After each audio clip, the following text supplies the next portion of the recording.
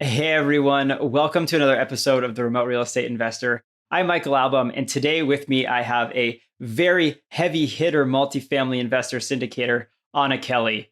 Throughout the entire episode, I called Anna, and she was so graceful to not even correct me. So we have her on the show, an amazing woman, really a lot of great things that she talks about with regard to multifamily investing.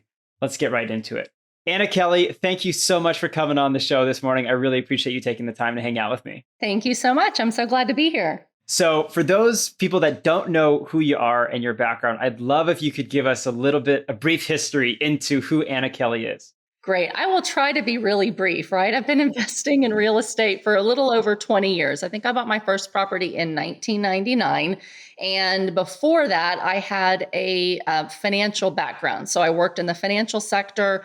I was a financial relationship manager for Bank of America in our private bank. So I worked with lots of traditional investments and really had a 20-year corporate career in the traditional financial sector, working on investments for high net worth individuals. And one of the things that was interesting, Michael, is that I learned a lot about investments and what to do with it once you became wealthy. But even through all of my years of financial advisory training in college, no one taught me how do you actually create the wealth other than waiting 45 days and 45 years until your retirement accounts are finally enough that you can retire. And I had a couple of clients who were very wealthy who laughed at the double-digit returns that we could offer at our bank at the time because they made more money in real estate. And I went, okay, I've learned nothing about real estate. I need to at least start to learn and see if that's something that I should consider once I have a lot of money. So knew a lot about investments, thought about real estate, but it wasn't until I had my first baby that really changed my why. I really want to be home. I have this great six-figure career. I'm climbing up the corporate ladder, but I want to be home with my kids. And so I'm going to have to try to figure out, how do I replace a six-figure income doing something different from home? And real estate was the way I did that. And that began a 20-year journey for me into small multifamily, large multifamily, ultimately retiring a multimillionaire through small multifamily real estate, leaving AIG 2.5 years ago. And since then, I've been focused on large multifamily syndications. Oh my gosh, what the track record you've had. That's awesome. So it's been a long time. I think just a blip on the radar. As a blip on the radar. When you were doing your financial advising, did you think that real estate was a realistic vehicle to get where you wanted to go, or you only saw it as kind of the finish line? That's when you could start. The latter. I had no idea how to get started in real estate. I learned not a single thing about it. It was not even an option for growing financial wealth in terms of what we were taught. It was all about stocks, bonds, mutual funds, annuities, really to grow the wealth that you already had. And because we already worked mostly with wealthy people, we really weren't starting from the beginning with a lot of people. Yes, we knew what to tell you. We'd say, hey, set aside 10 or 15%, put it in stocks, more aggressive when you're young, and match, everything you can for 401k company match. And eventually you'll get that $1 million nest egg by the time you're 65. And then you can live on 4% of it, like $40,000 a year. And supposedly you'd be really comfortable for the rest of your life, right? Yeah. And we thought that was really smart and a good thing. But I figured it would take me that 45 years to develop that $1 million, nest egg. I never thought, wow, if I invest in something else, I might be able to create a significant cash flow today that'll make growing wealth possible before I'm 65. Never even crossed any of the conversations that I had. Interesting. It also blows my mind that you could get double-digit returns by parking your money in a bank back then. Well, in tools and products that we had, sometimes they were, hedge fund type investments. I gotcha. Not a CD. No, but CDs paid a lot more back then than they do today. Yeah, so even then, I think our CDs were probably 7 or 8%. They were pretty high compared to today. That's incredible. Okay, so now let's fast forward. So you found real estate. You're like, this is what I'm doing. Talk us through that first deal and then your subsequent. How did you get into small multifamily after that first deal? Yeah, so it's really interesting. Kind of going back to that my mind was piqued that I needed to think smarter about money and that I needed to think about real estate as something to at least explore. And I lived in Houston, Texas at the time, and my rent was really, really expensive. So as I was starting to think about, am I making wise financial decisions? I thought it's really dumb that I'm blowing, $1,000, $1,200 a month on rent 20 years ago.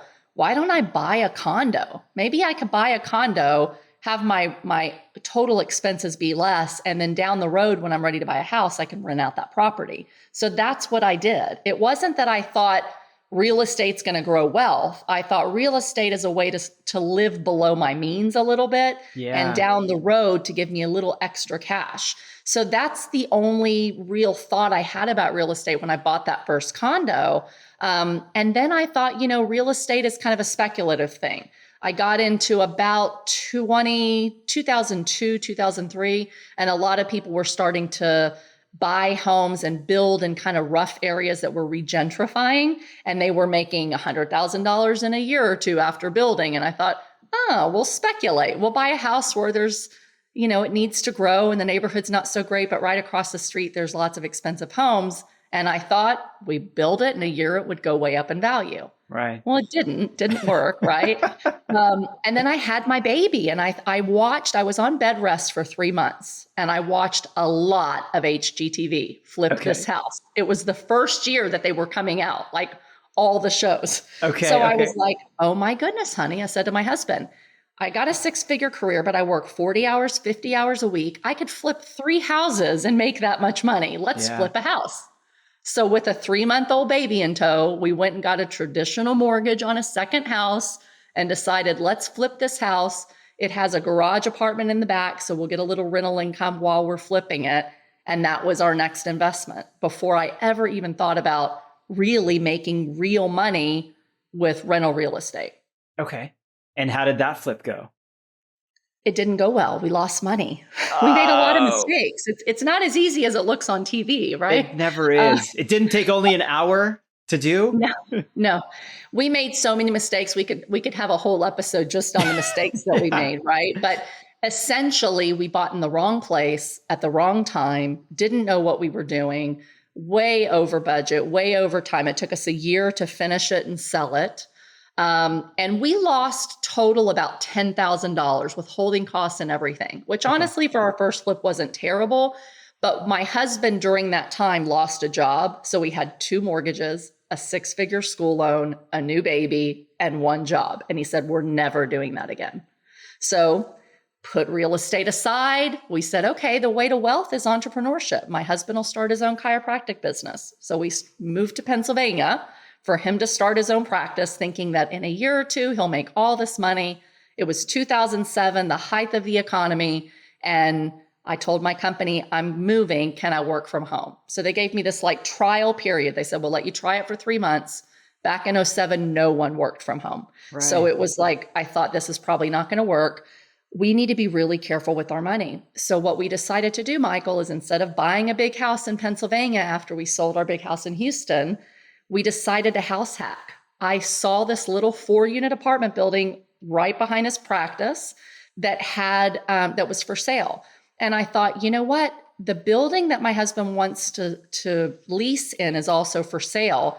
I could buy that building. It has 3 tenants and 4 garages. And we could buy this 4-unit, live in one of the units, and essentially the rental income would cover the expense of living and the expense of starting his practice. So I never thought about that until I came here and saw these properties for sale. And I was just thinking, what would be a wise move? Well, that would be a wise move because we'd have a little extra money. So it really started only as a protectionary move because we were relocating and starting a business, not because at that point I thought it was the way to wealth. It took me a long time to figure that out. Oh my gosh. And so how did it go once you bought those buildings? It went really, really well. Obviously, we were living well below our means, right? But we were working on building his business and had another child at that point. And so I was working full time. He was doing his business. And we learned to become landlords. We learned to update property, update our units and fix toilets and answer tenant concerns and collect rents. We basically self-managed everything because we didn't know any better, right? So we learned the hard way. And what happened was the next year, my husband's business did amazing. But then the end of 2008, we hit the Great Recession. Mm-hmm. I worked for AIG, who was going under, who was in the news every day. I was told, look for another job. We're probably going to be sold. We're probably going to have our department, gone, laid off. And I lost about 3/4 of my 401k the same week. And it was one of the hardest weeks I'd ever been through. I also found out I was pregnant with baby number 3 the same week. So Oh my gosh. losing the job, lost the 401k, pregnant, and I was the only breadwinner because my husband had a business startup with lots and lots of debt. And the only thing that went well during that time, Michael, was that my tenants were still paying. And I thought, everything I've been taught and taught our clients about the stock market only works until it doesn't. Like, the biggest companies are crashing and they're not coming back, right? Yeah. So I learned that my trust in a job and my trust in the stock market was not well placed. And the only thing that was consistent was my tenants needed a place to live and they were still paying. And so what I did is I took the rest of my 401k, I took a loan against it, and I put it as a down payment on another 4-unit building. Because I thought if I lose my job, I'll at least have an extra $1,000 to $1,200 a month coming in to cover the cost of diapers and formula and new baby. Yeah. And I just bought it again as a protectionary move because I realized the power of that income that was even stable during a mass recession, the Great Recession. And that was the first time I had the aha moment in early 2009 that real estate was the path I was going to take for financial wealth creation and stability. Wow. That's unbelievable. Yeah. So it was crazy. So, I mean, you really saw these as defense moves so much more than offense. Yes, at the time. Absolutely. It was just, I got to put food on the table.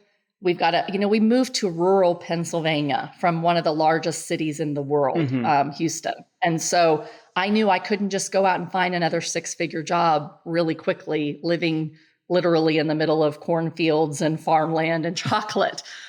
So I thought I've got to create extra income so that when I get laid off from AIG and I take a lower paying job, we'll still be able to cover the cost of his business and to live for a while till things got better.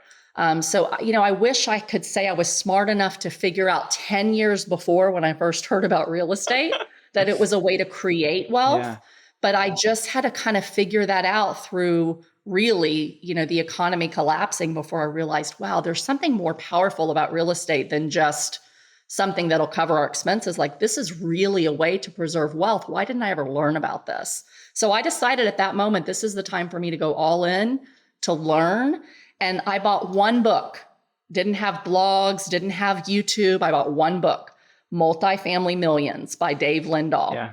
And I'm like, oh my goodness, I have these 3 properties now, basically 12 units. And if you buy multifamily, you can force appreciation and you can make them worth more and not only create more income, but create equity to then be able to go buy the next one. Well, I had no money, Michael. I mean, all of our money was in my stock market, and it was in these down payments, and it was in my husband's business. So I thought the only way for me to grow is I've got to fix up these units, force the appreciation. So that one book was kind of like an aha at the same time. Yeah. And I started just working on fixing up the units we had, making them worth more, and then waiting for banks to finally agree to let me take the equity to continue to buy the next one and the next one and the next one. And once I figured that out, it was really, really quick how wealthy we were able to become just from small multi-units kind of during the Burr method. So you were house hacking before it was a thing. You were doing burrs before it was a thing. You were revolutionary, Anna. That's amazing. Never thought of it that way before, but yeah, makes me feel better about it taking me a decade to figure it out. Totally. So were you doing that fix-up work yourself? Or you having contractors do the work? What was that like? Oh, we did everything the wrong way, right? Looking back, but it made us, we gained a lot of wisdom through the mistakes, right? We took it all on ourselves because we didn't have any other money. And so at the time, I didn't have a support group that could say, you can use other people's money to buy these properties. Right. And there were no hard money lenders. They all went under, right? During 08 and 09, like lending dried up. Yeah. And so I didn't know, my banks wouldn't help. The banks wouldn't let me have equity. They knew I worked for AIG and was probably 1 week away from a job loss. Real estate was going under, so they didn't want to lend on real estate. So I couldn't find anybody to say yes to help me take that equity. And I didn't have anyone to encourage me that you don't need the banks to grow. Like, hey, there's seller financing. Mm-hmm. When I finally figured that out and I was able to grow through seller financing, like it was another one of those, just the next thing and the next thing. But I just didn't have a support system or anyone to challenge my thinking to let me realize that I really could grow more real estate, even though I had no money. Yeah. That's so interesting.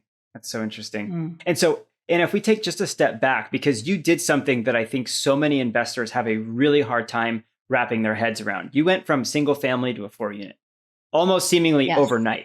Aside from being scared and trying to play defense, was there a mental shift, or how did you wrap your head around, okay, well, I understand single families because I lived in one and I've owned one and I tried to flip one, to then buying a 4-unit building? That's a leap that I think a lot of people have a hard time with. How did you get there? I think I didn't really have that mind block of fear of that because everything I was doing was so new, right? It was like, we're going to start a business because I want to be home with my kid. And the only way for me to do it is become more reliable on my husband's income than mine.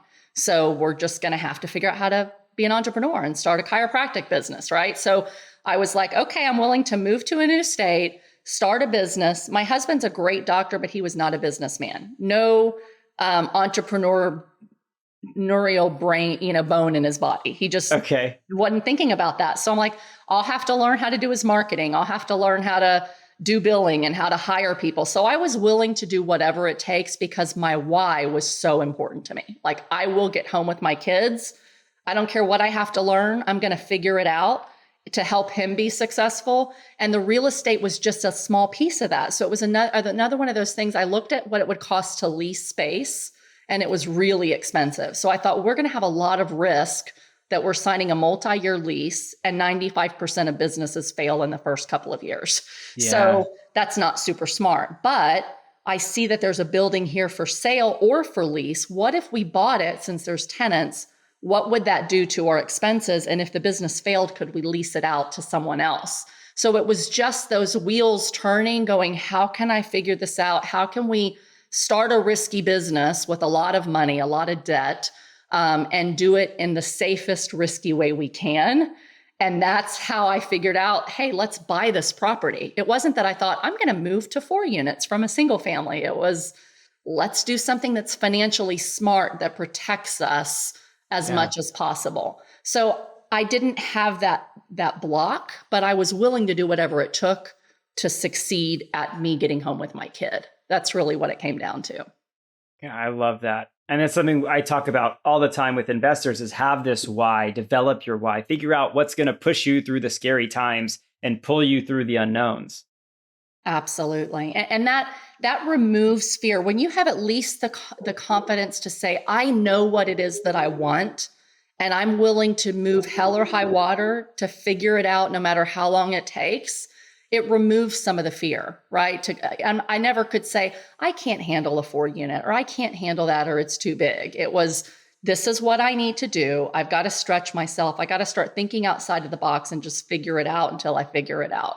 And I think that attitude is what really helped me. So if you're struggling to go from single to 4-unit, it's only scary in your mind because you think it's so different, but it's really not that much different. It's just 4 units in one building instead of buying, 4 single family houses one at a time. So surround yourself with people, listen to podcasts like this where you're hearing other people doing it. It makes it much less scary, and then just do it. Yeah, that's so good. And then, so when did you move into the really scary 5-unit plus space? So that first building was actually commercial, right? So it was like a mixed use 5-unit. And then I bought the 4 units. And what I did is after that great recession, when I pulled my 401 and I bought that third building and I read Multifamily Millions, then it was like, okay, now I need a plan that if I want to replace, $150,000 of income, I'm going to need to buy, 1 4-unit building every year for the next so many years. And then I'm going to need, I need 3 4-unit buildings to to really meet my numbers. So I just made a plan that said, I need 60 units. And when I have 60 units, I can leave my job. So how can I get 60 units? And so in my market, now I wanted to go straight for that 60 unit or a 30 unit or a 20, but I had no money, zero. Banks wouldn't lend to me. That wasn't going to happen. So I said, where is there opportunity? And in my market space, there were a lot of 4-unit buildings for sale. And so I'm like, there's all these 4-unit buildings for sale and they're sitting on the market because this was the Great Recession. Nobody was buying real estate. So I thought 4 units is what I'm going to focus on because everyone's still buying the singles because now they're dirt cheap. Richer people are buying the bigger ones. So what can I buy? What can I afford? Well, I'll do 1 4-unit at a time. And there's a whole bunch of them available. So I focused on the 4 units because that's what there was. Once I bought enough of them, when I had 60 units, that's when I said, okay, at this point, I could literally walk away from my job and we didn't live on any of it. It took me 5 years to get 60 units. Okay. So it was 12 units a year for 5 years when banks said no. And when I got to that point, I decided, before I quit my job, I really want to buy a much larger apartment building and syndicate my first deal. Because if I know I can do the first one, and I've already essentially, for 10 years done the 4-unit buildings, it's just one in one location instead of a whole bunch of separate ones. I had the confidence I could do a bigger complex because I was already managing 60 units. It's just a matter of making it all in one building with more investment dollars. So, wait, you were self-managing that 60-unit portfolio? Yes. I told you, I learned the hard way, right? I wouldn't tell you all to do it that way now. But I live in rural Pennsylvania. I didn't have a lot of good property management options. Yeah. And I didn't think I could afford them because, again, my goal was get home with my babies. Like, I need to figure out how to keep everything inexpensive to get the income where it needs to be. And my husband was a chiropractor working 3 days a week. So he had 2 days a week that he actually enjoyed the hands-on. And he's like, I enjoy doing it, so I'll handle it. So I did the money side, the people side, and he did the maintenance side. Now we have staff and we have all kinds of other systems in place, right? But at first it was just one rental at a time. We'll self-manage. We had some good contractors, right? Good trades in the area. And we'll get there. And then right before I decided to leave, that was my last goal, is I'm going to syndicate my first deal. I found a 73-unit apartment building right in my backyard. It was off market. Right before it was listed, I met up with a seller and I bought it from him. And then I thought, oh no, now I got to raise like $2 million that I don't have. Where am I going to find the money? So I reached out to some other people and I partnered with 2 people. So we ended up joint venturing it instead of syndicating it. But when I did that first joint venture and I had an investor say yes to me for a couple $1 million investment, because I had worked with high net worth investors for 20 years, I knew how to talk to him about this investment versus all these other type of investments, right? So I just said, this is a great investment. And once I got that first investment done, I knew that I would be able to syndicate and scale much, much bigger deals at that point. That's incredible, Anna. So I have to know, though, what came next after that 73 unit?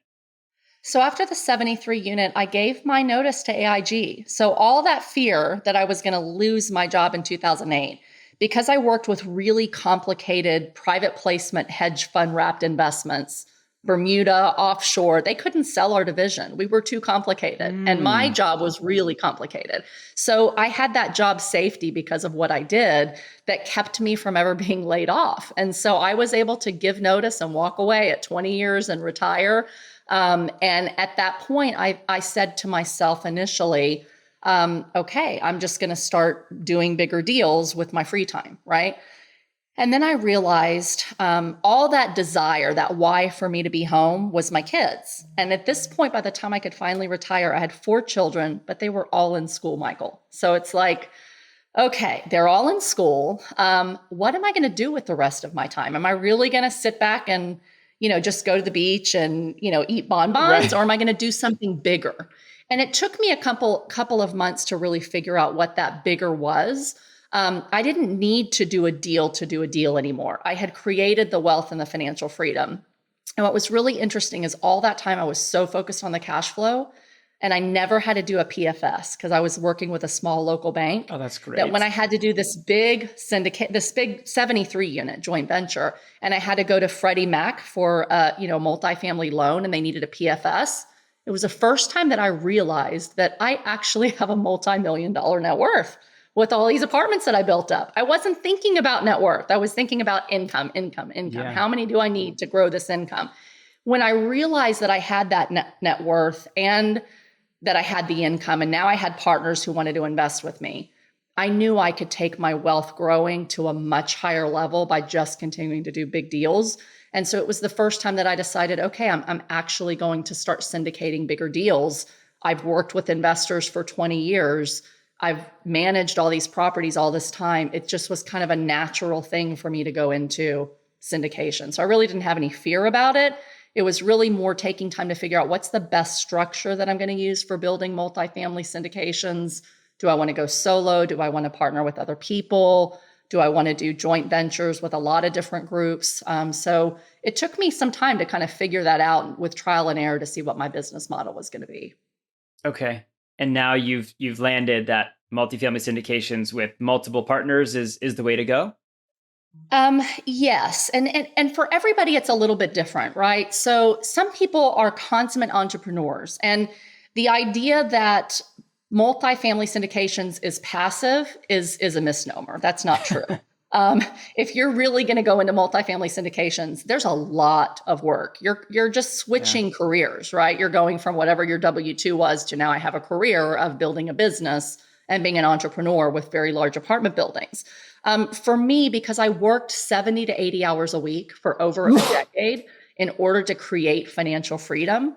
Once I created financial freedom and I knew all the sacrifices I made all those years, I said, I want to grow, but not just for the sake of being a serial entrepreneur, growing some big wealthy company. My time was more valuable to me than additional money. So I decided very strategically that I'm going to grow my business really strategically from 9 to 3 every day.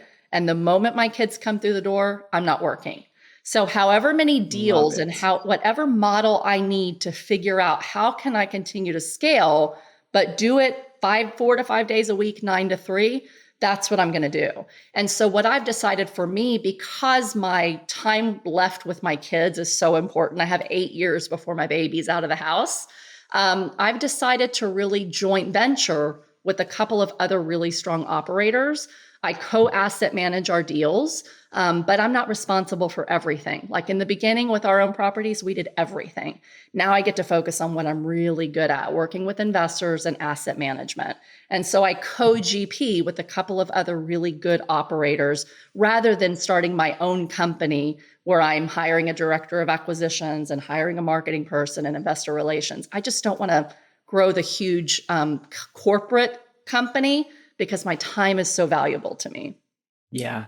And I think that's really kind of reflected in your company's name, right? Yes. Greater Purpose Capital. Yes. Love it. And part of that too, I'll just touch on that for just a second, if you don't mind, just because you just brought that up. Yeah. I grew up in Section 8 apartments, right? So Section 8 housing. I had nobody in my family with wealth or that knew anything about money. And I still have family that are in Section 8 housing. I have tenants that are in Section 8 housing. And so one of my big whys, what I realized is once I was retired, right? I no longer say I'm retired, but I'm financially free, right? And doing what I love with real estate. I knew that I wanted to make a bigger impact with what I do. So part of that is really helping and educating other investors that want to invest passively, how they can grow their wealth with passive wealth through syndications. But the bigger piece is that I really want to impact our residents while we're growing wealth.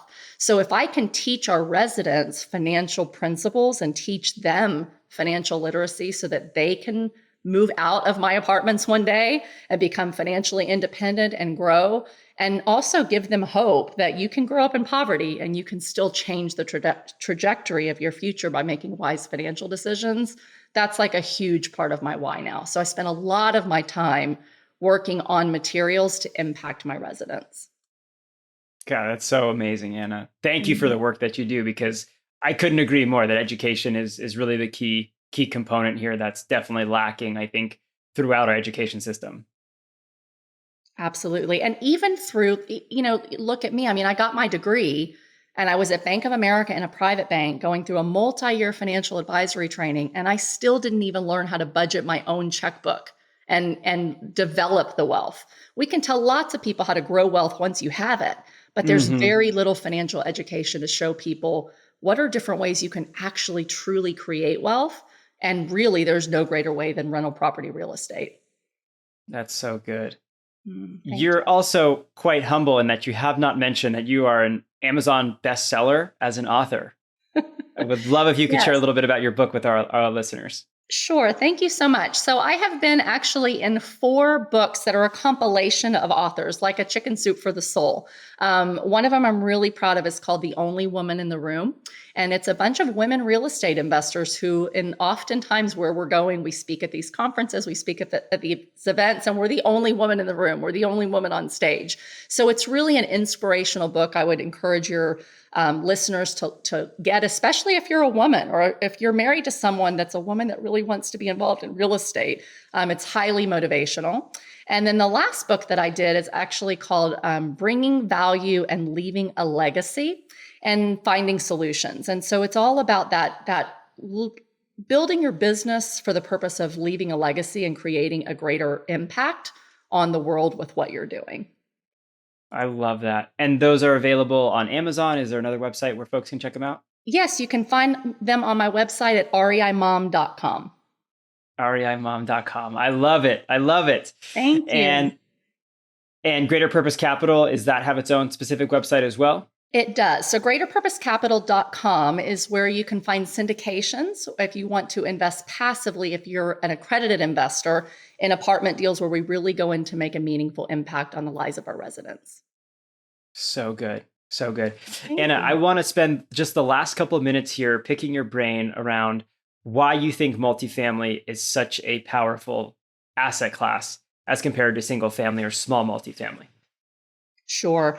I think the biggest thing with multifamily is it's really shown resilience over many different market cycles for investors, whether you're looking to grow wealth, whether you're looking to create income, or whether you're looking for a safe place to park your money. While we can't say investments are safe per se, multifamily has often been a preservation of capital play during really rough times, uncertain times, kind of like today, right? Mm-hmm. And so it's why a lot of institutional investors come in and swoop up and pay top dollar for multifamily apartments because they're very resilient to economic downturns. So, while they provide amazing tax benefits on top of income and growth, they typically don't lose value because there's ways for us to force appreciation. So even if the market softens a little in terms of what they'll pay for every dollar of income, if there's inflation, I can usually raise rents, right? And so there are assets that will continue to go up in value during times like this of inflation,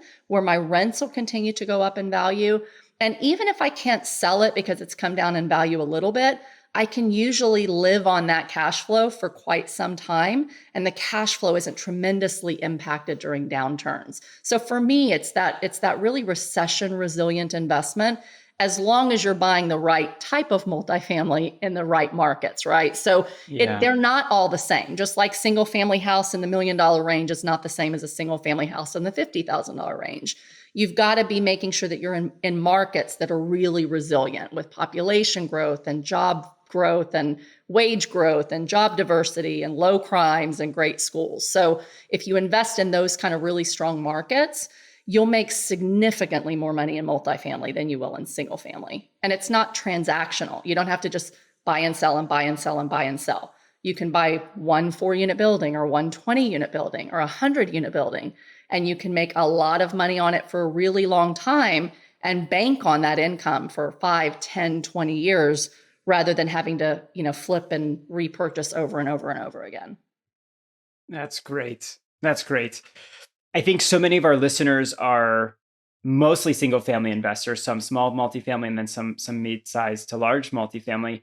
What are some tips, tricks, tidbits of advice you can give folks who are thinking about getting into multifamily where they can hopefully avoid some of the stumbling blocks that you've maybe encountered or you've seen others encounter? Absolutely. It's such a good question. I would say first is start small and start where you are. So if you're in a market that has properties that you can afford that are profitable, start there, right? If you're not, then look for a market where you really have some alignment with some other investor that's in that market that knows it really, really well. So don't try to go into a whole new market on your own by yourself if you don't have experience with larger multifamily. Buy a small property and learn on a small scale. Because while there's a lot of, and I speak at some of these events, right? So I'm not knocking it, but there's a lot of events and there's a lot of books that say go straight to syndication, right? And the Mm, reality is there's a lot of people that want to go straight to syndication. And now they're taking on millions of dollars of investor money with very little experience. And when we yeah. have economic downturns like the Great Recession, like the pandemic, like where we are now, you better have made a whole lot of mistakes that made you really wise on the small mistakes that will keep you from losing your shirt and your investors millions of dollars during times of uncertainty. So starting small gives us wisdom. It lets us fail small so that we can fail up into the next thing and the next thing. So don't feel like if you're not ready or you don't feel that you have the competence or the scale or the money to jump straight into syndication, that you're doing yourself a disservice by starting small. Starting small can actually be the wisest, safest way for you to do it.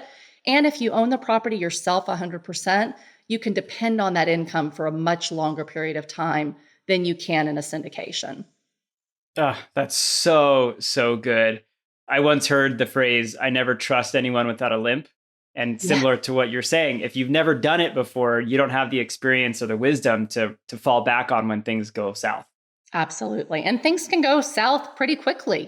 There's a lot to learn. So don't go it alone. That's the other thing is we started alone, and because I did everything myself and I didn't even have a network of other people to bounce things off of, I made a lot of mistakes, that took me a lot longer. So buy your own properties or buy with a partner, but listen to podcasts, fill your mind with information so that you can learn things without having to learn it by making the mistake. Yeah. Oh, that's so good. That's so good. Anna, this was so wonderful. Is the best way for people to learn more about you to get in touch with you via the websites that you mentioned previously? Absolutely. You can also follow me on social on Facebook, LinkedIn, and Instagram. I'm Anna REI Mom Kelley. Awesome. Fantastic. Well, thank you again for hanging out with me. This has been so wonderful. We'll definitely be in touch soon. I can't wait to see where you head next. Thank you so much. It's been my pleasure. Take care. Alrighty, everybody. That was our episode. A big, big, big thank you to Anna for coming on the show. I learned a ton. We are definitely going to be having her back on to talk more in depth about syndication. So keep an eye and ear peeled for that episode down the road. As always, if you like the episode, feel free to leave us a rating or review wherever it is you're listening to your podcast. We look forward to seeing you on the next one. Happy investing.